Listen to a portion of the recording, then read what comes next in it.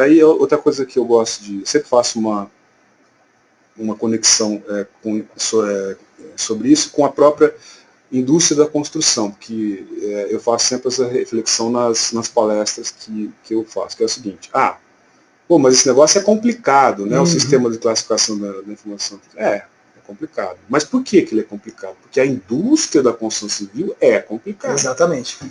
O exemplo que eu uso nas minhas palestras... Você deve escutar muito esse argumento. Isso é muito complicado. Não tinha uma coisa mais simples. Nem vou usar, não. Não. Para resolver tudo dessa indústria, não. Porque a indústria é complicada. Assim, eu sempre uso o exemplo de um parafuso. Né? Para você especificar bem um parafuso, você precisa de 3 normas. Uma que fala do material, outra que fala das medidas da rosca, e outra que fala do revestimento. E ainda não comprei o parafuso. Ainda preciso de mais 3 informações para comprar o parafuso. O tipo da cabeça, o comprimento, esqueci. O tipo da cabeça, o comprimento... O diâmetro E o diâmetro. E o diâmetro, perfeito. Então, veja só. E se eu errar em alguma dessas informações, eu tenho uma consequência. E se eu errar no revestimento, a consequência só acontece depois, na vida útil. Quando eu já não tenho nem o culpado para processar. Exato. Porque o negócio, né, parafuso do offshore lá que rompeu. Então veja, para especificar um parafuso eu preciso de 3 normas, mais 3 informações para comprar o parafuso. Se eu errar eu tenho uma consequência. Então é a indústria que é complicada, não é só o sistema de classificação é complicado. Não, é um reflexo. Eu sempre digo que para trabalhar em construção civil, você necessariamente vai ter que lidar com um volume gigantesco de informações. Claro. E isso é potencializado porque em qualquer ecossistema você tem muita gente envolvida. Sim. Então você tem um incorporador, um construtor, o orçamentista, os engenheiros de todas as especialidades, o arquiteto, os órgãos aprovadores. Então, quer dizer, um volume gigantesco de informações. Um monte de gente envolvida fazendo N processos. E atualmente totalmente descoordenados. Entendeu? Então, não tem jeito. Então você queria que um sistema simplesinho de classificação ia resolver essa confusão? Nunca. E é o que temos, né?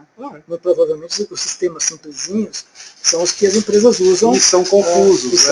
Ou faltam coisas, ou tem mistura de conceitos. Né? Dão margem a diversas interpretações. Imprecisas. Deu para entender? Porque, na verdade, o grande medo que eu imagino, não sei se quem está aí, quem está no Facebook, mas o grande medo que a pessoa tem, imagino, é o medo de que então ela vai perder espaço, porque ela não quer estudar isso tudo, isso vai dar um trabalho, vai ter que se atualizar, e aí vão exigir entrega na norma, vai preencher errado, aí não vai poder participar da licitação, mas e aí, né? Como vai? Não tem muito jeito. É uma batalha que acho que não vale a pena lutar, não. Essa já foi, né? Tem que... Pois é. Eu sempre brinco assim, você tem que passar num corredor polonês, você vai tomar um monte de tapa, passa rápido. Né? Já vai, né? Já passa logo. Não fica falando assim, vai doer, vai ser difícil. Não, já encara logo. Né? Pois isso tem a ver com essas outras perguntas, por quê? Eu vou fazer uma pergunta, mas é mais para ver por que isso tem sido pedido, né? Por que 10 anos atrás, 15 anos atrás, ninguém estava ligando, afinal de contas, o BIM no mundo, nas nações mais desenvolvidas já é utilizado, porque a Uniclass é um código consagrado no americano, enfim, e o que acontece, então? Você que passou por esse tempo todo na indústria, nos diversos setores, aí eu tenho a minha opinião, não interessa a minha opinião, por que você vê de 2010 ou de 2008 para cá esse mega interesse nessa normatização, no BIM, essa relação? O que aconteceu? Não é? Tá, eu acho. Que agora vem bater nos projetistas que estão todos atarantados, tem que aprender BIM, aprender norma, minha nossa, e agora, não é? Porque é isso que vem aqui para mim. Tem que aprender o BIM e essas normas. Que saco, que né? saco, os pessoal tem que ficar enchendo o saco. Por que esses caras inventaram isso? Ficar enchendo o saco, deixa eu entregar, quero entregar meu desenho, ir embora, pegar o meu carro para praia, para Bertioga, eu fico enchendo o saco, e disse, nem o Bertioga, nada contra o Bertioga. Mas assim, né? Enfim. Por quê? Conta pro pessoal por quê, você que tem esse envolvimento aí na Câmara. Então, eu fiz umas colinhas, você viu que eu fiz umas coisas aqui que eu acho que a gente ajuda, né? Isso, como eu tinha contado, no estilo Bob Dylan. A dinâmica aqui, né? Então eu acho que é isso aqui. Isso. É isso aí. Segura aí. Porque é o seguinte, a gente está vivendo uma ruptura, mais uma ruptura tecnológica. Assim, isso aí. Mais uma ruptura tecnológica. E a gente tem sinais evidentes de mudança no mundo, né? Então, meu Deus, né? Tudo está mudando. Tudo está mudando. E aí... Quer que eu vire aqui? Eu já vi que tem o inverso. Essa aqui é... Não? Daqui a pouco. Tá. Tem surpresa aqui, assim, não. Tem surpresa aqui. Então, o que eu digo é o seguinte, nós temos uma ruptura tecnológica que está atingindo não só a construção civil, mas também a construção civil. Claro. Mais uma vez, né? A gente já viu outras rupturas tecnológicas provocarem mudanças incríveis no mundo, na sociedade, e agora a gente está vivendo mais uma que está atingindo diretamente a construção civil. E por quê? Eu acho que essa reflexão é boa fazer. É o seguinte, a construção civil é uma indústria que desperdiça muito, é muito ineficiente, então tem um trabalho do professor Ubiraci, da USP, super bacana, ele compara consumo de materiais, por exemplo, da construção civil, com consumo de materiais da indústria de carros. E a conclusão que ele chega, fazendo algumas aproximações, é que a indústria da construção consome 100 vezes mais material em peso do que a indústria de automóveis num ano. Para produzir a mesma coisa? Não, para a produção de um ano. A produção de um ano da construção civil e a produção de um ano da indústria automobilística no Brasil. São dados brasileiros. Aí, cara, significa o seguinte. Não, antes disso, e a gente sabe que para produzir agregados a gente escava crateras, as nossas construções geram resíduos sólidos que precisam ser transportados por combustíveis fósseis. Exatamente. Que emporcalham as ruas, os rios, geram montanhas de lixo. Entulho,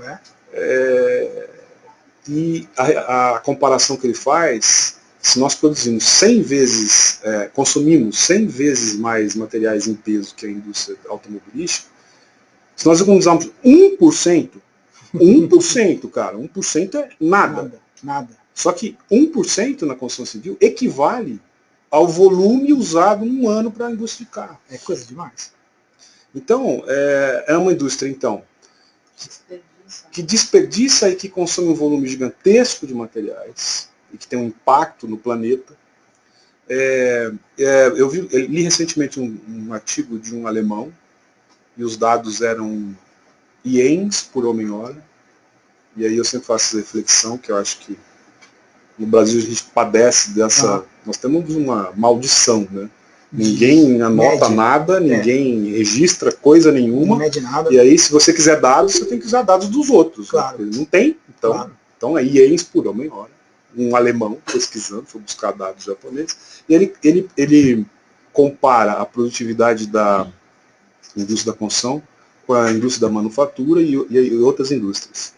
E a conclusão, em 10 anos, ele estudou de 2000 a 2010, que em 2000 a construção civil tinha um índice maior de produtividade que as outras indústrias, e ao longo desses 10 anos ela caiu enquanto as outras subiram. No Japão. Quem tem dado. Nós que tem uma tecnologia e que faz as coisas mais incríveis. E a conclusão do cara é que a indústria da construção civil já atingiu um limite que ela precisa mudar.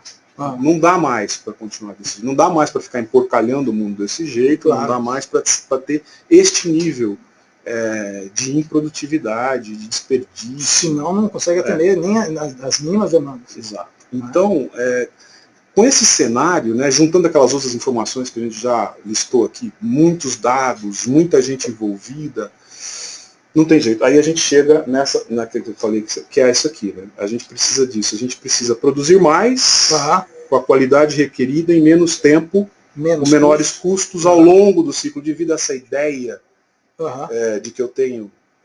não posso olhar só para o meu umbigo, só para o meu pedaço. Exato. De forma sustentável. Né? E aí, como é que eu faço isso? Eu preciso mudar, eu preciso inovar. Vamos colocar aqui então. Gente, tem alguma pergunta aí enquanto isso? No Facebook tem também? Então é isso mesmo, que a gente vai colocar aqui. E se eu preciso inovar, a outra informação, né, é essa aqui. que não é minha, né? Foi o Bilal que escreveu isso, mas eu acho fantástico. O Bilal Sukkar é um pesquisador, né, australiano. E ele diz isso, né? Que o BIM é atualmente, né? O que isso quer dizer?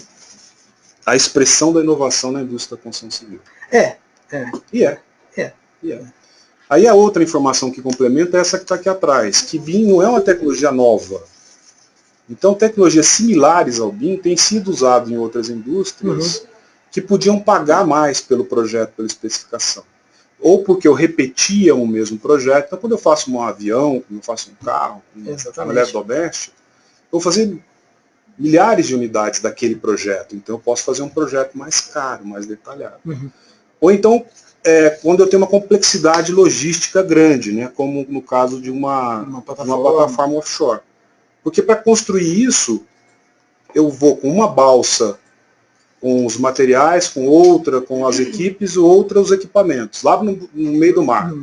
Se der errado, eu tenho que voltar com isso tudo e refazer. Quer dizer, não dá para errar. Então, se eu tivesse uma complexidade logística muito grande, ou a repetição do mesmo projeto, eu já podia fazer um projeto mais caro, mais elaborado, com maior precisão. Então, tecnologia similar ao BIM já era usada nessas indústrias. Exatamente. Então, não é uma coisa nova. As pessoas não podem achar, não, isso... Não. O que é novo é o acesso da construção civil a essa tecnologia. Que, para nós, recebeu o nome de BIM. Isso. Nas outras indústrias tinham outros nomes. Modelagem, tridimensional, parametrizar, enfim, entendeu? Então, para a nossa indústria, recebeu o nome de BIM. É isso mesmo. Então, o que é novo é o acesso da construção civil a isso. E só foi viabilizado por dois vetores, né? Baixa de custo de equipamento, porque um software BIM faz milhões de cálculos, a hora que você move uma parede com uma janela lá incorporada. Isso, exatamente. Quando você gira o modelo, ele faz milhões de cálculos, então eu preciso de uma máquina parruda, que dê conta de fazer esses cálculos. E software também ficou mais barato, mais acessível para uma indústria que não repete, né? Só constrói protótipos. Isso. Eu costumo dizer também nas palestras, quando você sabe tudo de uma obra, ela acaba. Você não vai replicar isso milhares de vezes. Porque mesmo se você for fazer uma construção seriada, né, ainda assim condições de terreno, condições urbanas, fazem com que a construção seriada não seja tão seriada assim. Os funcionários serão outros, os prestadores de serviço, o solo, as condições climáticas. É outra obra. Mesmo que seja igual, ou projeto, o acesso, a localização na malha urbana, entendeu? Não tem como. Então nós somos uma indústria de protótipos. Então, barateou ao ponto de ficar viável para essa nossa indústria que tem todas essas características. Exatamente, é isso mesmo. Faz sentido essa conclusão? Para mim faz total sentido, é o que eu explico historicamente no História do BIM. É um dos pedaços. Então é isso, não é novo, gente. É o acesso que é novo. O acesso mudou. E que ganhou esse nome para a gente. E a demanda, inclusive, acho que da comunidade, né? As pessoas estão demandando isso aí, os órgãos de governo estão demandando também, por causa dos custos, né, dos orçamentos. Mas faz sentido, acho que estruturou aí um raciocínio. Aí tem mais informação, tem mais colinha. Boa. Que é essa aqui, né? Que a gente, depois de tanto militar aí, especialmente lá, eu diria que são essas duas coisas aqui, né? Isso que BIM não é fácil de entender. Não é. E essa é uma dos motivos, né, que emperra a adoção da tecnologia. BIM não é fácil de entender, não. As pessoas, até aqueles, entendi, aí de repente falam, não é com... Acho que não entendeu, não. Né? Com certeza. A pessoa, às vezes, inclusive, a pessoa vem aqui, faz um treino de ArchiCAD, de Revit, mas aí eu já vou sair sabendo o BIM? Falo, não vai. E nem se você treinar em qualquer lugar do mundo, você vai sair fazendo BIM, porque é um processo de interiorização. As pessoas falam, software, confundem com software. Veja, eu não faço BIM sem software. Sim. Mas BIM não é só usar software. É o jeito de usar software, como você manipula as informações que são necessárias para realizar os processos. Entender os processos, entender. E essa outra informação aqui, né, assim, outra coisa é que ele é abrangente demais. Além de não ser fácil de entender, ele é abrangente demais. E aí a dica porque a gente fica velho, fica com vontade de dar conselho, né? Isso, pode vir aí. Eu já convidei o Ito um monte de vezes para vir dar aula aqui, ainda vou conseguir fazer ele vir dar aula aqui. E aí eu falo, preciso usar referências. Quais? Essa aqui, por exemplo, né? Se localiza, onde é que você está? Qual é a tua empresa, o teu escritório? Ele faz o quê? Em que fase? Porque o negócio é gigante, cara. Sim. Aí eu falo, eu quero tudo. Cara, tudo não tem ninguém que faça tudo. É muito. Não tem nenhuma empresa no mundo que faça tudo. Então, como tudo é muito, não dá pra... né? Brasileiro é bem preguiçoso com esse negócio. Eu quero tudo. Como assim? Tem uma empresa que faz tudo aí do BIM? Eu já escutei. E essa questão, né? Você fala... Então tem que se referenciar. Uma referência é essa, o cara, pensa, onde é que eu tô? Eu tô na pré-obra, tô na obra, tô no pós-obra, em que fase? E dependendo de onde eu estiver, o jeito, as tabelas que eu vou usar são diferentes, o software que eu vou usar, os processos. É isso. Os contratos são diferentes. Aí a outra referência é essa aqui, que já é uma coisa velha, que são os 25 casos de uso, que foi mapeado pela... Ensina a Juliana para mim, você pode fazer um favorzinho? Só para pessoal dar uma parada aqui, como ela vai trocar, nós vamos trocar a mediadora. Mas aqui, ó. Então, os 25 que é o trabalho da Penn State University, né? Agora, mais recentemente, o Bilal Sukkar, que é o mesmo cara daquela frase bacana lá, ele publicou um trabalho mais novo do que esse, que tem mais de 170 casos. Sim, né? Então, mas eu acho assim, de novo, como é abrangente demais, começa por aqui. Aqui já tem coisa pra caramba. Já tem 25 usos, né? E aqui separados por fases do ciclo de vida do empreendimento. Isso. E o que é legal é que cada um desses processos já foram documentados pela Penn State. Então eu tenho que software eu preciso, que informação que entra, que informação que sai. Entendeu? O objetivo daquele processo. Então já é um conteúdo bacana. Se você quer estudar BIM, entenda essas coisas. Começa a entender isso aqui. E essa documentação da Penn State é gratuita também. Está em inglês, né? Mas nos guias eu traduzi os casos mais comuns do Brasil. Ótimo. Então aqui também tem em português, para quem tiver a barreira da língua e tal. Importantíssimo. Importantíssimo. Porque a pessoa realmente é muito comum mesmo.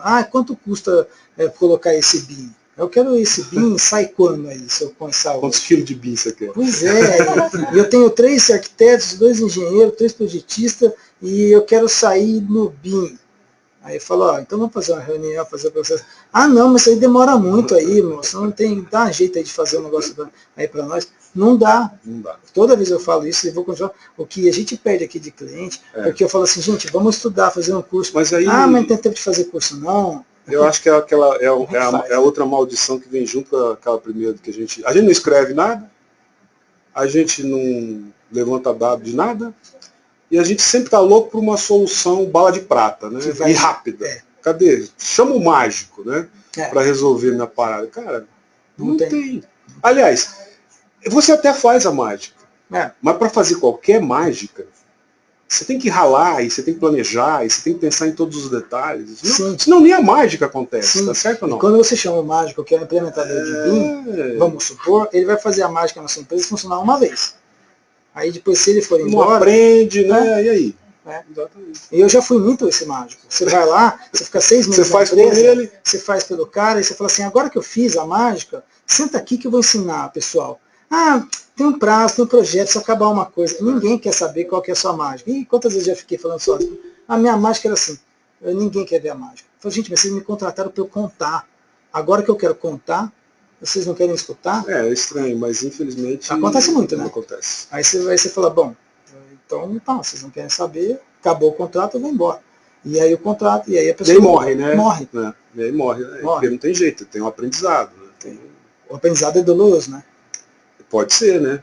Então, mas eu acho que... Eu acho bom. Eu acho que é doloroso para quem ainda não entendeu, né? Essa que é a questão.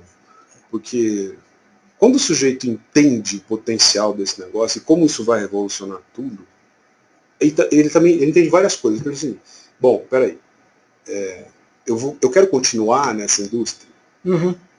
Se eu quero continuar nessa indústria... Eu quero participar disso aqui, né? Agora, se você quiser mudar de indústria, tudo bem, vai fazer outra coisa. Mas se você quer continuar na indústria da construção civil, amigo, não tem outro caminho. Deram o nome de BIM para esse trem. É isso que você vai ter que aprender. E tá vindo aí, que vai vir que nem um tsunami. Aí é o seguinte, por enquanto é opcional. Daqui a pouco será compulsório. Exato. Você quer continuar na indústria, você vai ter que fazer BIM, não tem outro jeito. E quando a gente fala da indústria, né, Wilton, a indústria, a gente quer dizer qualquer tipo de empreendimento relacionado à indústria. Exatamente. A indústria da construção civil. Não estamos falando só de edificações, estamos falando de infraestrutura, estamos falando de tudo isso. E a escala da edificação também. Desde uma casica. Porque, cara, de novo. Porque às vezes o cara fala assim, mas eu só faço casinha. Não, então, é isso que eu acho que isso é legal. Essa reflexão. Eu só faço casinha, eu não faço assim prédio. Ô, João, vamos abrir uma empresa de projetos, eu e você? Você é arquiteto, sou engenheiro, é só, vamos fazer uma dupla bacana aqui, vamos fazer uma empresa de projetos? Vamos. Aí falou assim, só que tem o seguinte, João, a gente pensa do mesmo jeito, gosta das mesmas coisas, tem os mesmos valores, vamos fazer uma empresa de projeto. Legal. Só que é o seguinte, eu sou um cara tradicionalista, eu quero fazer na prancheta. Nós vamos conseguir competir com o CAD? Não vai dar. Não vamos conseguir competir com o CAD. Só que houve um momento em que a prancheta era o padrão de mercado. Exato. Hoje não se questiona mais o CAD. Não dá para fazer sem CAD, porque o CAD virou padrão de mercado. Tá certo? Então, aquela brincadeira aqui, se nós abrirmos uma empresa de projetos com prancheta, nós vamos quebrar, não vamos conseguir competir com o CAD. Daqui a pouquinho, e eu acho que é aí que está, a velocidade de acesso, você já deve ter visto algumas informações sobre a velocidade de acesso dos mercados, né? Quando lançou o iPhone, quanto tempo demorou para as pessoas terem, isso está ficando cada vez mais rápido, cada vez mais veloz. Então, daqui a pouquinho, o BIM vai virar padrão de mercado na indústria da construção civil. Sim. Porque é muito melhor do que a gente tem hoje. Muito, muito melhor. As possibilidades são... Nem sabemos todas quais são ainda. Então ele vai virar padrão de mercado. Então se ele vai virar padrão de mercado, como o CAD um dia não era e virou, é isso. Se você quiser continuar na indústria, você vai ter que aprender e vai ter que aderir a isso. Aí, tem mais uma colinha, que é essa aqui. Que é o seguinte, que as vantagens do BIM são inúmeras para vários participantes dos fluxos de trabalho da construção civil, mas especialmente para os proprietários. Isso aqui é uma coisa que precisa ser falada. Os investidores, para aquelas empresas que têm vários endereços. Então, bancos, varejistas, governo, os incorporadores, né, que são quem põe o dinheiro, quem investe. São os que mais têm a ganhar. Esse é o que mais tem a ganhar. E, engraçado, é com quem a gente tem mais dificuldade de falar. Exatamente. É quem menos entendeu, menos aderiu aqui no Brasil ainda. E aí acontece de tudo. Puxa, eu já fui num banco, cara, falar de outro assunto, era falar de manutenção, de gestão de espaço. E, obviamente, a gente acaba falando sobre BIM, quase apanhei dentro de um banco. Isso daí é aquele negócio que não funciona. Entendeu? Porque tiveram uma má experiência lá, entendeu? Então, é triste. Mas... É complicado, porque o pessoal... essa experiência eu também já tive, não em banco, mas em empresas grandes, da pessoa fala assim, mas isso daí a gente fez um treinamento e desistiu. E aí você fala, não, mas quem tem que treinar, quem tem que entender primeiro o que é BIM é você. Para saber como contratar, saber você, do board, que tem que fazer o treinamento. Mas eu não tenho tempo para fazer esse negócio, não. Aí você fala, bom, mas que é crítico aí para o seu negócio, não é para o meu, é para o seu. Eu acho que essa questão dos bancos é fundamental. A gente sabe que em países nórdicos lá existem alguns bancos que praticam taxas menores para financiar obras que são desenvolvidas em BIM, que entende que o risco é menor. Claro. E aqui a gente não consegue falar com os bancos, não consegue falar com o nível de decisão dos bancos, porque isso estaria até no core do negócio do cara. Não é só para ele usar internamente para gerir os seus ativos. Exato. É para fazer negócio. Para fazer negócio. Né? Para decidir política de financiamento. Né? E a gente não consegue falar. Eu acho que, cara... Em algum momento, talvez. Em algum momento isso acontece, mas a gente já tem debatido isso há algum tempo. Né? Como falar para esses ouvidos? Né? E tem dificuldade. Né? Não sei o que fazer mais. Não é? E quem poderia sensibilizar? Né? Quem que deveria... Como é que é essa adequação da linguagem, né? Porque provocar esse diálogo. Porque tem-se no mercado, mas não só no Brasil, né? Você capacitar a pessoa para entender o que é BIM passa necessariamente você ficar fazendo a pessoa ficar sofrendo na frente do computador. Então a pessoa já fala assim, já vem aquele pessoal que fica mexendo no computador, fica desenhando parede. Aí Então a gente precisa dar um outro jeito, essa é uma opinião, de ensinar esse pessoal que está no alto nível gerencial, estratégico, que dá para eles entenderem o que é isso sem passar, sem passar por essa parte. Eles nunca vão operar um software, né? Não, mas vão tomar decisão, né? Porque são eles que têm que tomar a decisão e são eles que operam esse negócio, que fazem o dinheiro, que contrata o projetista que vai operar a ferramenta, né? contratar esse pessoal que está se capacitando, né? Senão não fecha. Exatamente. O pessoal se capacita, aprende as ferramentas e vai trabalhar para quem? Ou vai empreender, né? Vai fazer a própria construtora, mas é muito difícil. Né? Exatamente. E o banco não vai entender a linguagem do cara, fala, olha... É um problema. Não sei quem... Não sei se a gente teria que construir um caso, tipo, acho que essa é uma forma de tentar mover mercado. Né? Você constrói um exemplo, um sucesso, um caso de sucesso, e mostra, tá vendo o que o cara conseguiu fazer? Mas mesmo para fazer isso, você tem que... Mas olha só, e como é que é? Conquistar uma primeira alma, né? Esse é um pouco difícil. Evangelizar um. E como é que é? Então, a princípio, a propósito dessa pergunta, dessa conversa, assim, o fato, como é que é o fato da CEBIC ter sido tocada também, porque é uma câmara de alto nível, vamos dizer assim, e como aí, porque de certa forma é isso, você foi em um banco, uma instituição também que tem gente de alto nível ali, que controla, que tem uma influência muito grande, e não abriram as portas. Mas como é que é a CEBIC, como é que a CEBIC percebeu essa necessidade? Como é que funciona isso aí? Então, porque isso é né? Essa entrada é muito importante. Lembra que eu falei assim, depois que a gente terminou esses guias, a CEBIC me convidou para fazer uma série de outros projetos relacionados à BIM. Então nós listamos 30 iniciativas. Isso não saiu só da minha cabeça, né? Envolvi outras pessoas, né, que a gente conhece no mercado. Falei com o Toledo, falei com o Leuzinho, falei com várias pessoas para construir essa lista de iniciativas. E um dos itens é este. Sensibilizar bancos e seguradoras. Exato. Porque seguro também é uma outra questão aqui no Brasil, meio esquisita, né? Só tem um tipo de seguro. Quando você vai discutir esse assunto com